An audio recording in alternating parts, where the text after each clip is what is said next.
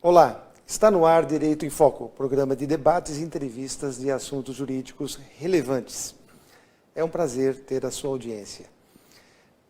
Hoje nós vamos conversar um pouquinho sobre a questão da prisão em segunda instância, que foi alvo de vários debates aí nas últimas semanas, julgamento pelo Supremo Tribunal Federal e com torcida, né? Parecia um jogo de futebol, a final, aí como tivemos da Libertadores, né? Uns torcendo para que a prisão em segunda instância ocorresse e outros torcendo para que essa prisão somente ocorra depois do trânsito em julgado. E aí houve o julgamento, por uma margem apertada, né? Houve a decisão de que a prisão somente acontece após o trânsito em julgado, porque julgou que o artigo 283 do Código de Processo Penal é compatível com a Constituição. Bom, vamos tirar essa parte técnica por enquanto, porque esse assunto não terminou. Esse julgamento resultou na liberdade de várias pessoas que estavam presas, depois de terem sido julgadas, culpadas em segunda instância, mas sem o trânsito em julgado, foram libertadas, enfim, a imprensa acompanhou essa movimentação, mas nós estamos observando que tanto a Câmara dos Deputados como o Senado Federal têm propostas de alteração da legislação para modificação do Código Penal ou da Constituição, nós vamos ver isso aqui durante o programa, para que, com a decisão em segunda instância, a condenação em segunda instância, o réu já seja preso. Para a gente entender um pouquinho melhor desse assunto, nós temos hoje aqui a honra de ter no nosso programa o Dr. Luiz Fernando Bertoldo, que é um advogado criminalista, atuante no Tribunal do Júri, pós-graduado em processo penal, em direito penal, ele é conselheiro regional de prerrogativas da OAB, presidente da Comissão de Direito Processual Penal da OAB aqui de São Caetano, enfim, um currículo vasto aqui que tomaria um grande período aqui do nosso programa só para apresentá-lo. Então, diretamente, Dr. Bertoldo, muito obrigado por ter aceito o nosso convite, seja muito bem-vindo ao programa Direito em Foco.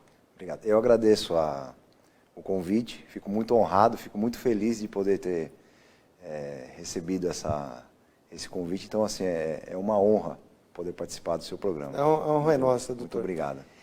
Então, essa questão, a prisão em segunda instância. O Supremo Tribunal Federal disse que tem que ser com trânsito em julgado. Agora, tanto a Câmara como a iniciativa, né, a PEC 199 deste ano, e o Senado também com uma PEC, né, um projeto de emenda à Constituição. Então, essa polêmica, que até deu briga de família, né, deu muita conversa nos bares, nas Sim. padarias, essa polêmica continua então, doutor? Explica pra gente como é que é isso. Com certeza continua, porque é um tema que envolve muita coisa, né? Então, assim, com certeza ela continua, porque ele é um tema muito polêmico, que envolve a questão de prisão, aí tem a questão também da mídia, que fala muito sobre esse tema, né? Então, com certeza, muita polêmica.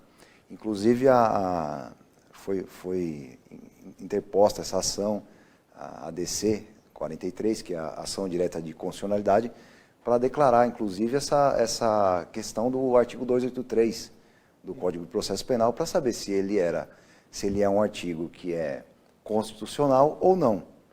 Então, assim, essa ação foi próspera, foi uma ação que, no meu modo de ver, não só como criminalista, mas eu tenho uma posição não política, a minha posição ela é uma posição jurídica, e só jurídica, não importa se vai soltar fulano ou ciclano, o que me importa é a questão jurídica.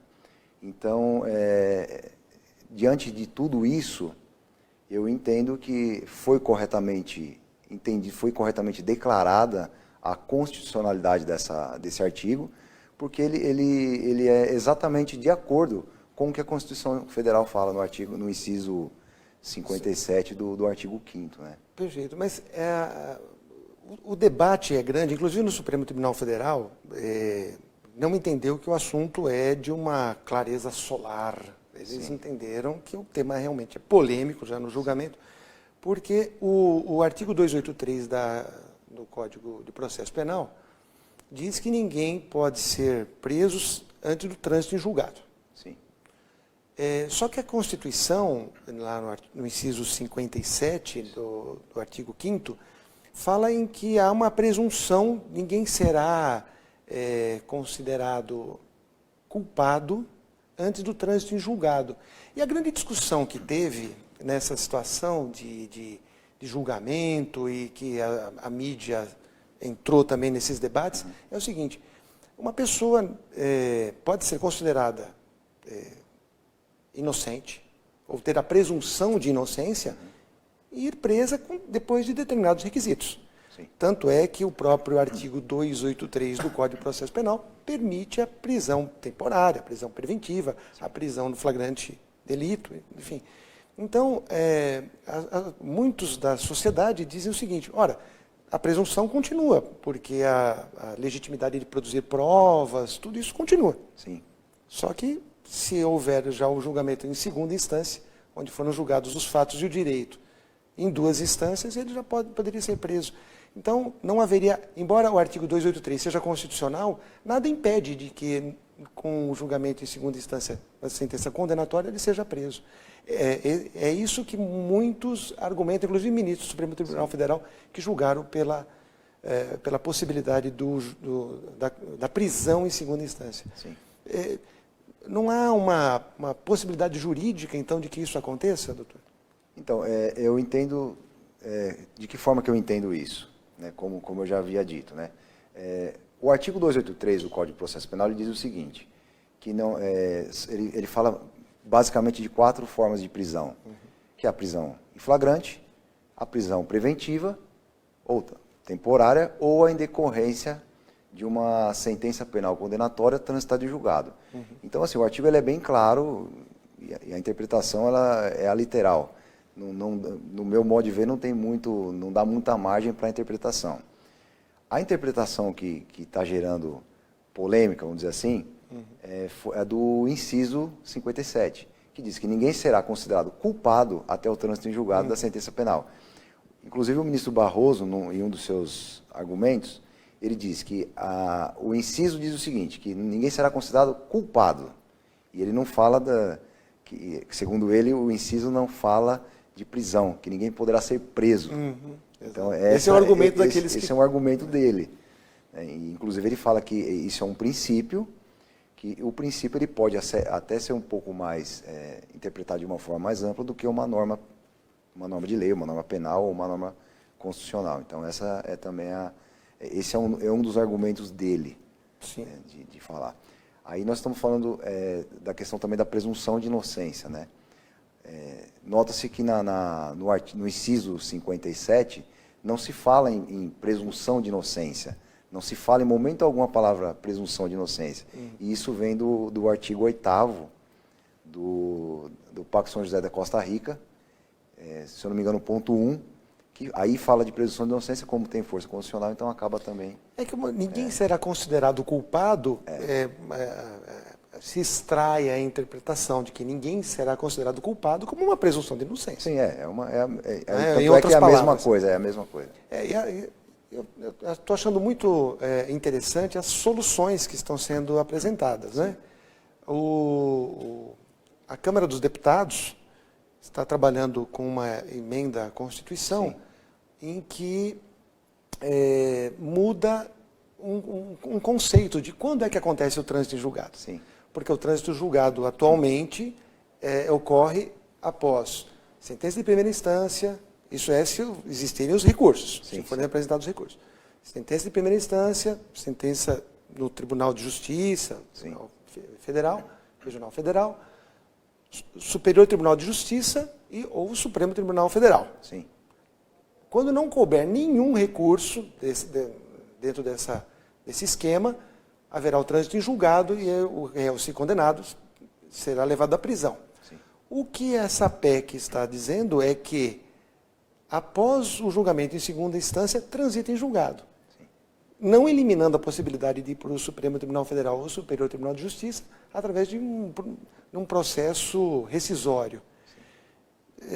Parece que a OAB é contra, parece que o senhor também é contra essa interpretação. Estaria ferindo a Constituição mesmo assim? Então, de certa forma estaria ferindo, até porque no direito penal a defesa ela é sagrada, vamos dizer assim. Sim. Então, assim, o direito de defesa ele é amplo. A Constituição também fala da ampla defesa e todos os recursos que ali são inerentes a ela. Então, assim, eu acredito que essa PEC 199, que até pelo Alex Manente, ela pensa de que forma? Para que se retire o caráter de recurso, vamos dizer assim, do recurso especial e do recurso extraordinário, e se transforme isso como formas de revisão. Então, seriam recursos, entre aspas, né, revisionais. E ali já, havendo um acórdão condenatório em segunda instância, então, daí para frente, só se traria, então, uma revisão. Só que, Ariovaldo, a gente tem uma questão que é muito interessante. Se nós puxarmos aí através de estatísticas mesmo, 60%, 50% dos recursos que são interpostos perante o STJ ou o STF da defesa são revisados. São reformulados. Então, aí... já aconteceu, por exemplo, de ter caso, não vou nem falar de absolvição, mas já aconteceu, por exemplo, de ter caso da pessoa, do indivíduo, ter uma condenação, ser absolvido em primeira instância, ser condenado em segunda instância a uma pena alta, cujo regime seria o fechado, e ter essa pena revisada perante o STJ, a regime aberto, por exemplo, ou um semiaberto. Então, acontece muito isso. Então, assim, 60%, 50%, 60% dos casos são revisados. Então, por isso, é até uma forma de eu pensar, né, com relação a essa questão da segunda instância. Porque enquanto não se esgotar os recursos, então, sempre existe uma chance disso ser alterado. Né? Então... mas essa questão, eu entendo essa situação que o senhor está colocando, muito bem colocada, mas muitos argumentos em sentido contrário vêm expostos da seguinte forma: o fato de ter também essa entrância especial, ou para o Superior Tribunal de Justiça, ou para o Supremo Tribunal Federal, acabam levando uma efetividade para o futuro, causando uma sensação de impunidade. E eu não sei, a estatística, eu não tenho esses números, eu não sei se o senhor tem aí esses números, mas também leva a um grande número de prescrições. Então, sim, muitas injustiças são realizadas também em sentido contrário, sim, onde pessoas que cometeram crimes acabam ficando sem a sua condenação. E eu gostaria de perguntar ao senhor o seguinte: essa polarização que aconteceu e está acontecendo, sim, ser preso em segunda instância ou não com essas PECs, isso para o senhor, isso é bom para o debate jurídico, a sociedade fazendo esse debate, mas o senhor vai responder isso aqui depois dos nossos intervalos. Daqui a pouco nós voltamos. Olá, estamos de volta com o programa Direito em Foco, programa de debates, entrevistas e assuntos jurídicos relevantes. No primeiro bloco, nós tivemos aqui uma aula, né, do Dr. Bertoldo sobre essa questão da prisão em segunda instância, né, os motivos pelos quais ele defende que tem que serem esgotados todas as instâncias, todas as possibilidades de defesa, e somente após o trânsito em julgado, né, na instância especial, é que um réu condenado deve se recolher à prisão. E nós terminamos o primeiro bloco, eu perguntando, né, ao Dr. Luiz Fernando Bertoldo, se essa polarização, né, como é que ele entende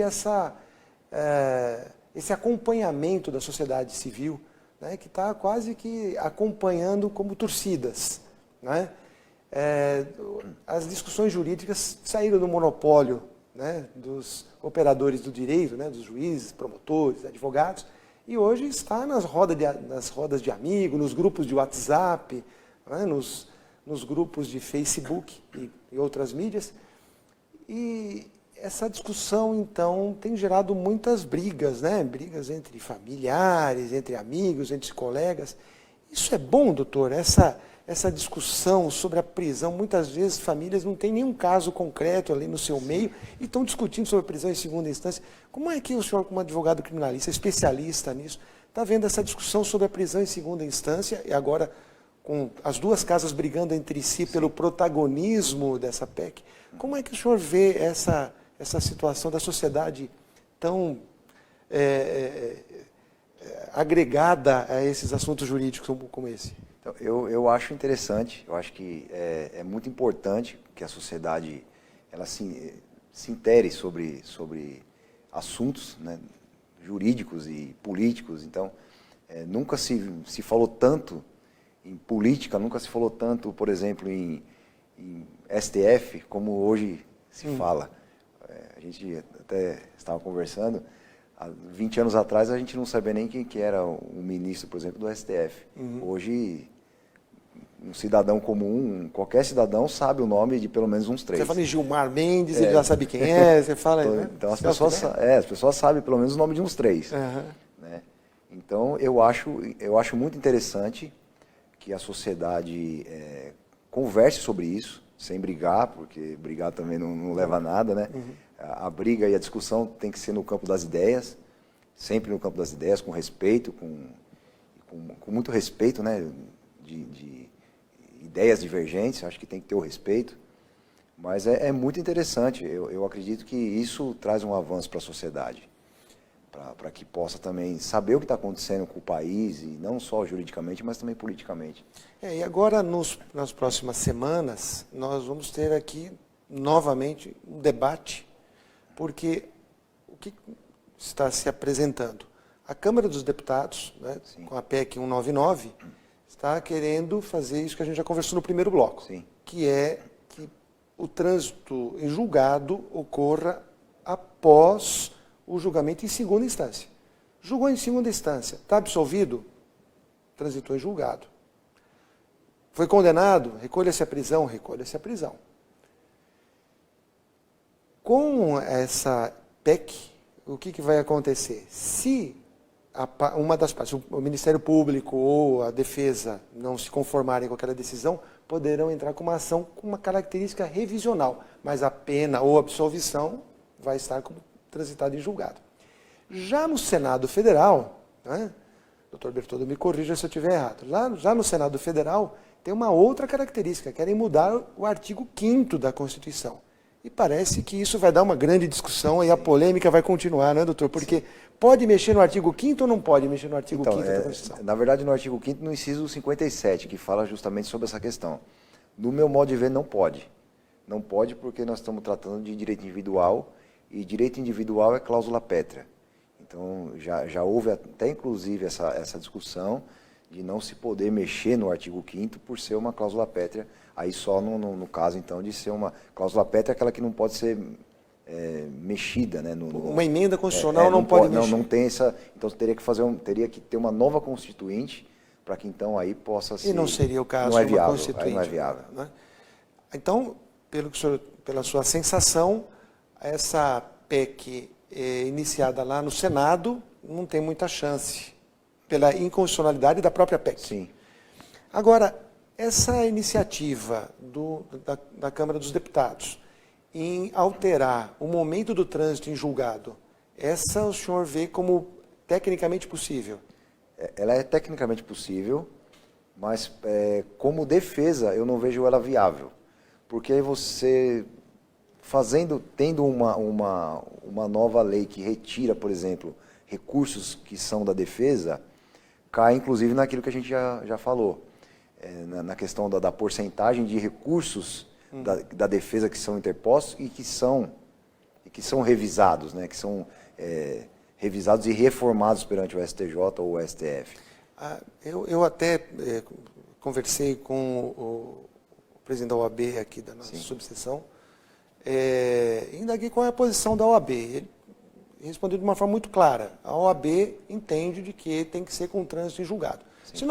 Se mudarmos o trânsito em julgado, essa questão técnica da OAB, por uma questão lógica, ela tem que continuar prestigiando o trânsito em julgado na segunda instância. Sim.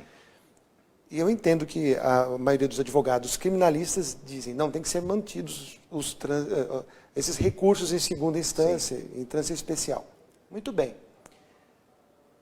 Vou falar aquilo que as pessoas mandaram aqui, quando nós anunciamos qual era o tema do programa, mandaram as questões aqui para nós, e muitas podem ser simplificadas na seguinte situação.